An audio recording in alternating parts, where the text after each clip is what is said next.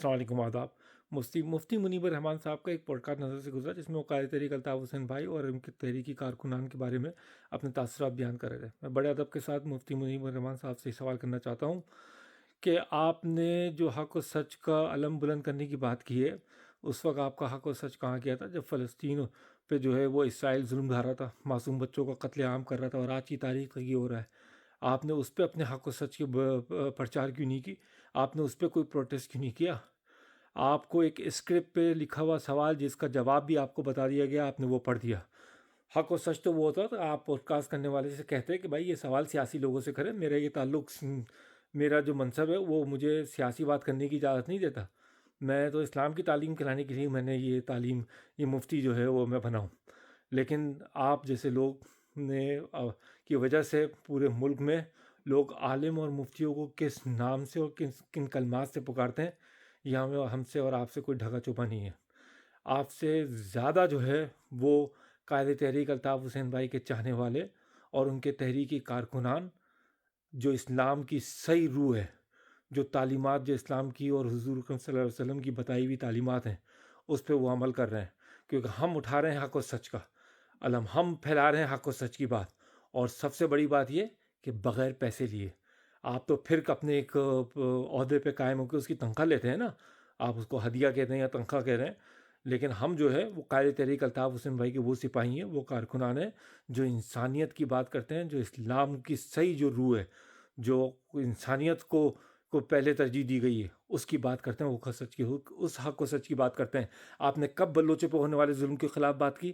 آپ نے کب مہاجروں کے اوپر ہونے والے ظلم کی بات کی؟ آپ نے اور جتنی بھی مظلوم کشمیری مظلوم ابھی 2 دن پہلے جو فائرنگ ہو کے اتنے لوگوں کو شہادت کی گئی ہے، اس پہ کب بات کر لی؟ آپ نے جو اسٹیبلشمنٹ اور جو پاکستان کی حکمران اور بیوروکریسی اور جتنی بھی وہاں پر سسٹم کی خلاف ورزی ہوتی ہیں، اس پہ کب اپنی آواز اٹھائی؟ آپ کے نہیں علم کہ پاکستان کا پورا سسٹم رشوت خور ہے؟ آپ نے کب اس پہ جو ہے احتجاج کیا؟ آپ اسی سسٹم کا حصہ بنے رہے۔ تو مفتی صاحب، اپنی آواز جو آپ جو باتیں کرتے ہیں نا، اس کو منہ سے نکالنے سے پہلے ذرا اپنے گریبان میں جھانک کے سوچا کریں، دیکھا کریں۔ اسی لیے یہ نہیں کہہ دیا اللہ تعالیٰ نے کہ قیامت کے دن سب سے زیادہ جو لوگ کو الٹے ہاتھ پہ دوزخ کی طرف بھیجے جائیں گے نا، وہ عالم ہی ہوں گے، کیونکہ انہوں نے ناجائز فائدہ اٹھایا۔ انہوں نے بجائے حق اور سچ کی بات کرنے کے، بجائے لوگوں کو حق اور سچ کی تعلیم دینے کے، انہوں نے اپنے مفادات کا فائدہ اٹھایا۔ تو ایسا نہ کریں۔ آپ کی بڑی عزت وہاں پر لوگ کرتے ہیں، آپ کو اچھے نام سے پکارتے ہیں، لیکن اس طرح کی باتیں کر کے آپ اپنا خود کا کیریکٹر جو ہے لوگوں کے سامنے لے کے آتے ہیں۔ اللہ تعالیٰ آپ جیسے تمام علماؤں کو ہدایت دے، اور اللہ تعالیٰ قائد تحریک الطاف حسین بھائی کے چاہنے والوں کو، ہم مور دین 3 ڈیکیڈ 35 سال سے قائد تحریک الطاف حسین بھائی کے ساتھ ہیں، اور آپ نے ہمیں جو ہے وہ ملیٹنٹ گروپ کہہ کے پکارا ہے۔ ہم وہاں سے ایجوکیشن لے کے یہاں پر ماسٹرز کر کے جابیں کر رہے ہیں، اپنی محنت کر رہے ہیں، اپنے گھر کو پال رہے ہیں، حلال رزق کما رہے ہیں، اس جاگیردارانہ اور فرسودہ نظام کے خلاف آواز اٹھا رہے ہیں، اپنی گھروں کی، اپنے گھر والوں کی، اپنے بچوں کی، اپنے وقت کی قربانیاں دے رہے ہیں، اور آپ قائد تحریک الطاف حسین بھائی کے کارکنوں کو اس نام سے پکار رہے ہیں۔